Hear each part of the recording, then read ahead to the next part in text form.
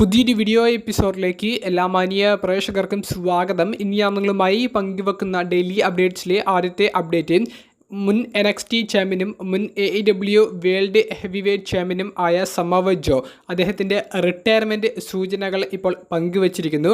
Latest ആയിട്ട് കൊടുത്ത ഇൻ്റർവ്യൂയിലൂടെയാണ് സമവ ജോ ഈ റിട്ടയർമെൻറ്റ് സാധ്യതകൾ പങ്കുവെക്കുന്നത്. AEWയുമായിട്ട് തന്നെയാണ് നിലവിൽ സമവ ജോ കോൺട്രാക്റ്റ് സൈൻ ചെയ്തിട്ടുള്ളത്. AEWയിൽ ഇപ്പോൾ ആക്റ്റീവാണ്.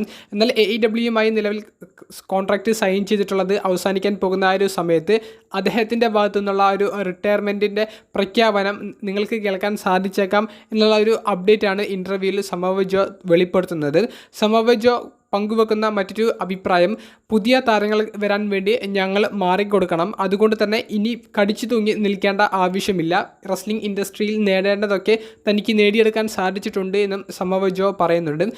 റെസ്ലിംഗ് കരിയറിൽ തനിക്ക് ഏറ്റവും വലിയ ഒരു നഷ്ടമായിട്ട് അല്ലെങ്കിൽ ഏറ്റവും വലിയൊരു ബാധ്യതയായിട്ട് തനിക്ക് തോന്നിയത് അത് WWE കരിയറിന് ഇടയിൽ ടൈസൺ കിഡ് എന്ന് പറയുന്ന റെസ്ലറിനെതിരെ കളിച്ച മത്സരവും ടൈസൺ കിഡിന് സംഭവിച്ച ഇഞ്ചുറിയുമാണെന്ന് പറയുന്നുണ്ട്.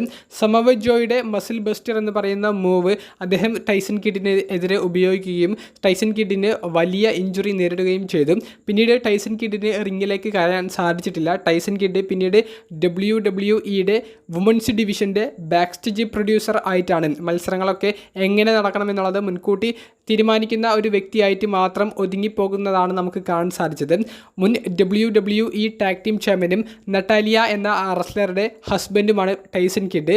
ഹർട്ട് ഡൈനസ്റ്റി എന്ന് പറയുന്ന ടീമിലൂടെ ടൈസൺ കിഡിനെ നമുക്കെല്ലാവർക്കും പരിചിതമാണ്. അപ്പോൾ സമവ ജോയ്ക്കെതിരെ കളിച്ച ലൈവ് ഇവൻറ്റിലെ മത്സരത്തിന് ഇടയിലാണ് ടൈസൺ കിഡിൻ്റെ കരിയർ അവസാനിപ്പിച്ച ഇഞ്ചുറി നേരിടേണ്ടി വന്നത്. അപ്പോൾ ആ ഇഞ്ചുറിക്ക് കാരണം അദ്ദേഹമാണെന്നുള്ളതും സമവ ജോ ഈ ഇൻ്റർവ്യൂവിൽ പറയുന്നുണ്ട്.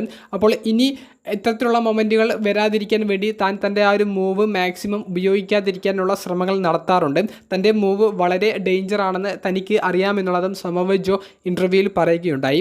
എന്തായാലും റെസ്ലിംഗ് ഇൻഡസ്ട്രിയിൽ നിന്ന് അദ്ദേഹത്തിൻ്റെ AEW കോൺട്രാക്റ്റ് അവസാനിക്കുന്ന ഒരു സമയത്ത് റിട്ടയർമെൻറ്റ് പ്രഖ്യാപനം കാണാൻ സാധിച്ചേക്കാം എന്നുള്ള ഒരു സൂചന നൽകിക്കൊണ്ടാണ് ഇൻ്റർവ്യൂ അദ്ദേഹം അവസാനിപ്പിച്ചിരിക്കുന്നത്.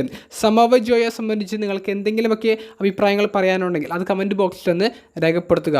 രണ്ടാമത്തെ അപ്ഡേറ്റ്, WWE റിലേറ്റ് ചെയ്തിട്ടുള്ള എല്ലാ പ്രോഗ്രാമുകളും വീക്ക്ലി എപ്പിസോഡ്സും പ്രീമിയം ലൈവ് ഇവൻറ്റ്സും ഇനി മുതൽ നമുക്ക് നെറ്റ്ഫ്ലിക്സിലൂടെ മാത്രമായിരിക്കും ഇന്ത്യയിൽ കാണാൻ സാധിക്കുക. സോണിയുമായിട്ടുള്ള ഡീല് മാർച്ച് 31 അവസാനിച്ചത് കൊണ്ട് തന്നെ നെറ്റ്ഫ്ലിക്സിലേക്ക് ഇപ്പോൾ WWE ഷോസ് മാറിയപ്പോൾ വലിയ അഡ്വർടൈസ്മെൻറ്റ് ആവശ്യമുണ്ട്. അത്തരത്തിലുള്ള ഒരു അഡ്വർടൈസ്മെൻറ്റ് മേജർ സിറ്റികളിൽ പരസ്യ ബോർഡുകൾ സ്ഥാപിച്ചുകൊണ്ട് WWEയും നെറ്റ്ഫ്ലിക്സും ചെയ്യുന്നുണ്ട്. ഇത് മാത്രമല്ല WWEയിൽ നിലവിൽ ആക്റ്റീവായിട്ട് നിൽക്കുന്ന ഡൊമിനിക് മെയ്സ്റ്റീരിയോയും വുമൻസ് ടാഗ് ടീം ചാമ്പ്യന്മാരിൽ ഒരാളായ ലിവ് മോർഗനെയും WWE ഇന്ത്യയിലേക്ക് അയച്ച് ഇന്ത്യൻ സ്റ്റൈലിൽ വസ്ത്രം അണിയിപ്പിച്ച് ഇന്ത്യൻ സ്റ്റൈലായ ബോളിവുഡ് സ്റ്റൈലിൽ ഒരു ഫോട്ടോഷൂട്ടൊക്കെ നടത്തുന്നുണ്ട്. ആ ഫോട്ടോഷൂട്ട് മാക്സിമം സോഷ്യൽ മീഡിയയിൽ കത്തിച്ച് നിർത്താനും PR ടീം ഇപ്പോൾ മാക്സിമം ശ്രമിക്കുന്നുണ്ട്. അത്തരത്തിലുള്ള ഒരു ഫോട്ടോസ് സോഷ്യൽ മീഡിയയിൽ ഒന്നടങ്കം ഇപ്പോൾ തരംഗമായി മാറുന്നുണ്ട്. അപ്പോൾ നെറ്റ്ഫ്ലിക്സിൽ മാത്രമായിരിക്കും ഇനി അങ്ങോട്ട് എല്ലാ വീക്കിലി എപ്പിസോഡ്സും പ്രീമിയം ലൈവ് ഇവൻറ്റ്സും കാണാൻ സാധിക്കുക. സോണിയിൽ TVയിലൂടെ നമുക്ക് ലൈവായി പുലർച്ചെ 5:30 മുതലാണ് ചൊവ്വാഴ്ചയും ശനിയാഴ്ചയും ബുധനാഴ്ചയും ഇനി പ്രീമിയം ലൈവ് ഇവൻറ്റ്സ് ഉള്ള ദിവസം ഞായറാഴ്ചയും ഒക്കെ ഷോസ് കാണാൻ സാധിച്ചിരുന്നത്. അതുപോലെ തന്നെയാണ് നെറ്റ്ഫ്ലിക്സ് എന്ന് പറയുന്ന ഓൺലൈൻ പ്ലാറ്റ്ഫോമിലൂടെയും നമുക്ക് കാണാൻ സാധിക്കുക. സോണിയിൽ നിന്ന് നെറ്റ്ഫ്ലിക്സിലേക്ക് മാറി എന്നുള്ളത് മാത്രമേ ഉള്ളൂ. സമയത്തിൽ യാതൊരുവിധ വ്യത്യാസവും വന്നിട്ടില്ല. അമേരിക്കൻ ഷോകളുടെ ടൈമാണ് പറയുന്നത്. ഇൻ്റർനാഷണൽ ഷോകളുടെ ടൈമിൽ ഇപ്പോൾ സൗദി അറേബ്യ, യൂറോപ്യൻ രാജ്യങ്ങൾ അവയിൽ വലിയ വ്യത്യാസങ്ങൾ ഉണ്ട്. അത് ആ ഒരു സമയത്ത് പങ്കുവെക്കാം. അപ്പോൾ എന്തായാലും നിലവിൽ വലിയൊരു അഡ്വർടൈസ്മെൻറ്റ് കൊടുത്ത് ഓഡിയൻസിൻ്റെ എണ്ണത്തിൽ വലിയ കുറവ് വരാതെ ഇരിക്കാനുള്ള പരസ്യമാർഗ്ഗങ്ങൾ ഇപ്പോൾ WWEയും നെറ്റ്ഫ്ലിക്സും ഇന്ത്യൻ മാർക്കറ്റിനെ കേന്ദ്രീകരിച്ചുകൊണ്ട് ആരംഭിച്ചിട്ടുണ്ട്. മൂന്നാമതായി പങ്കുവെക്കാനുള്ളത് റൂസേവ് എന്ന് പറയുന്ന റെസ്ലറിനെ സംബന്ധിച്ചാണ്. റൂസേവ് എന്ന് പറയുന്ന റെസ്ലറിനെ മുൻ യുണൈറ്റഡ് സ്റ്റേറ്റ്സ് ചാമ്പ്യനായ താരത്തെ നമുക്കെല്ലാവർക്കും ഓർമ്മയുണ്ടാകും. റൂസേവ് WWE വിട്ടു പോകുന്നതിന് മുൻപ് അദ്ദേഹത്തെ എത്രത്തോളം മോശമാക്കി കാണിക്കാൻ സാധിക്കുന്നുവോ അത്രത്തോളം മോശമാക്കിയിട്ട് വിൻസ് മിക്മാൻ പ്രസൻറ്റ് ചെയ്തിട്ടുണ്ടായിരുന്നു. എന്നിട്ട് പോലും ഇപ്പോൾ പോസിറ്റീവായിട്ടുള്ള ഒരു ന്യൂസാണ് PW ഇൻസൈഡർ റിപ്പോർട്ട് ചെയ്യുന്നത്. AEWൻ്റെ മുൻ TNT ചാമ്പ്യൻ ആയിരുന്ന റൂസേവ് AEWയുമായിട്ടുള്ള കോൺട്രാക്റ്റ് അവസാനിപ്പിച്ചു എന്നുള്ളൊരു വാർത്തകളൊക്കെ നമുക്ക് മാസങ്ങൾക്ക് മുൻപേ അറിയാൻ സാധിച്ചിരുന്നു. താരം WWEയുമായിട്ടുള്ള കോൺട്രാക്റ്റ് സൈൻ ചെയ്തിട്ടുണ്ട്. ഇന്ന് അദ്ദേഹത്തെ ഹെഡ് ക്വാർട്ടേഴ്സിൽ വെച്ചിട്ട് കണ്ടു എന്നുള്ള ഒരു രീതിയിലുള്ള ഒരു അപ്ഡേറ്റ് ആണ് PW ഇൻസൈഡർ ഇപ്പോൾ നിലവിൽ റിപ്പോർട്ട് ചെയ്യുന്നത്. ഹെഡ് ക്വാർട്ടേഴ്സിൽ കണ്ടു എന്നുള്ളത് മാത്രമല്ല, മൾട്ടി ഇയർ ഡീല് റൂസേവ് WWEയുമായിട്ട് റിട്ടേണിന് വേണ്ടി സൈൻ ചെയ്ത് കഴിഞ്ഞു എന്നുള്ളതും നമുക്ക് അറിയാൻ സാധിക്കുന്നുണ്ട്.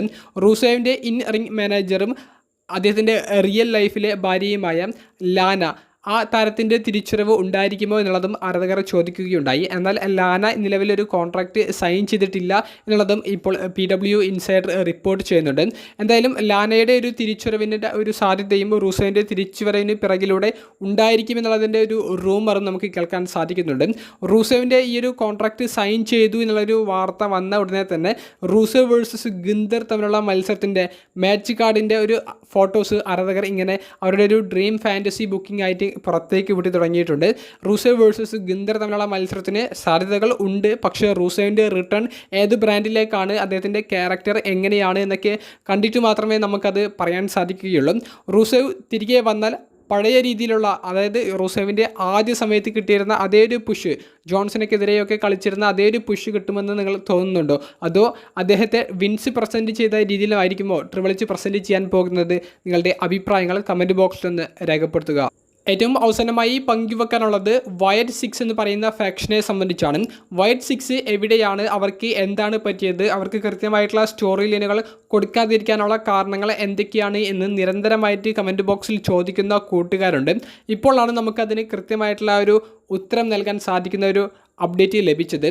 വൈറ്റ് 6ലെ ലീഡറായ ബോ ഡാലസ് അഥവാ അങ്കിൾ ഹൗഡി എന്ന് പറയുന്ന ക്യാരക്ടർ, അദ്ദേഹത്തിൻ്റെ ആ ഒരു റിംഗ് റിട്ടേണിനുള്ള മെഡിക്കൽ ക്ലിയറൻസ് നിലവിൽ മെഡിക്കൽ സ്റ്റാഫ് WWEയിൽ കൊടുത്തിട്ടുണ്ടെന്നാണ് നമുക്ക് അറിയാൻ സാധിക്കുന്നത്. അപ്പോൾ അതുകൊണ്ട് തന്നെ വൈറ്റ് 6ൻ്റെ ഒരു ഒന്നടങ്കമുള്ള ഒരു റിട്ടേൺ നമുക്ക് കാണാൻ സാധിച്ചേക്കാം.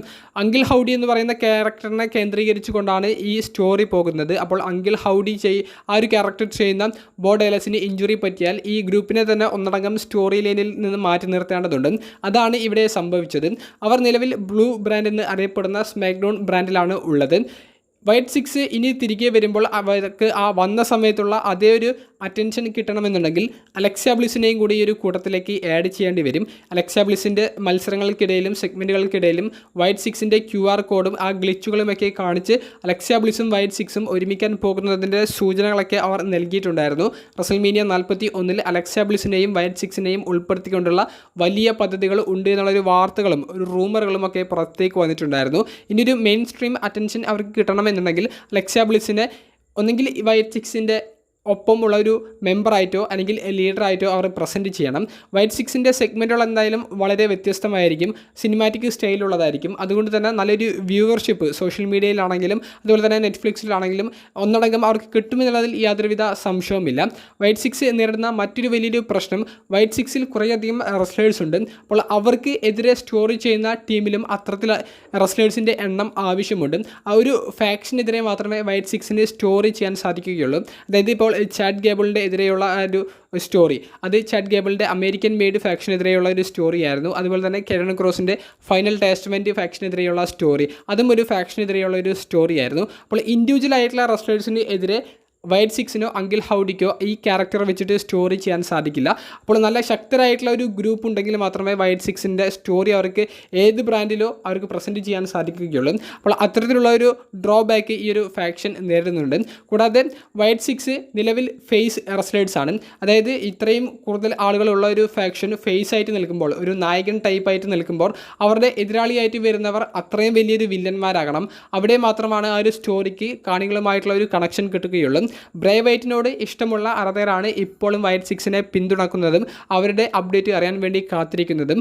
പക്ഷേ കൃത്യമായിട്ട് പ്രസൻറ്റ് ചെയ്തിട്ടില്ലെങ്കിൽ വൈറ്റ് 6നെ ആരും മൈൻഡ് ചെയ്യാത്തൊരു സിറ്റുവേഷൻ വരും.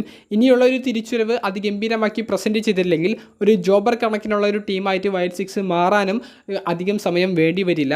എന്തായാലും വൈറ്റ് 6 എന്ന് പറയുന്ന സ്റ്റോറി ആരംഭിച്ചത് കിടിലമായിട്ടുള്ള ഒരു അനുഭവം നൽകിക്കൊണ്ടാണ്. പക്ഷേ ആ ഒരു ട്രാക്കിലേക്ക് അവരെ പിന്നീട് മുന്നോട്ട് കൊണ്ടുപോകാൻ ട്രിപ്പിൾ എച്ചിന് സാധിച്ചില്ല. ഇഞ്ചുറികളൊക്കെ അവരുടെ റെസ്ലേഴ്സിന് വന്നത് അവരുടെ സ്റ്റോറിയിൽ നല്ല രീതിയിൽ പ്രതിഫലിച്ചു. എന്തായാലും അലക്സാ ബ്ലിസിനെയും കൂടി കൊണ്ടുവന്നാൽ മാത്രമേ ഇനിയൊരു പിടിച്ച് കയറ്റം അവർക്ക് WWE-യിൽ ഉള്ളൂ എന്നുള്ളതാണ് എൻ്റെ ഒരു അഭിപ്രായം. അല്ലെങ്കിൽ അത്തരത്തിലുള്ള അപ്ഡേറ്റുകൾ നമുക്ക് അറിയാൻ സാധിക്കുന്നത്. വീഡിയോ സംബന്ധിച്ചുള്ള നിങ്ങൾ പ്രതികരണങ്ങൾ കമൻറ്റ് ബോക്സിൽ ഒന്ന് രേഖപ്പെടുത്തുക. അപ്പോൾ അടുത്തൊരു വീഡിയോയുമായി കാണുന്നത് വരെ ബൈ.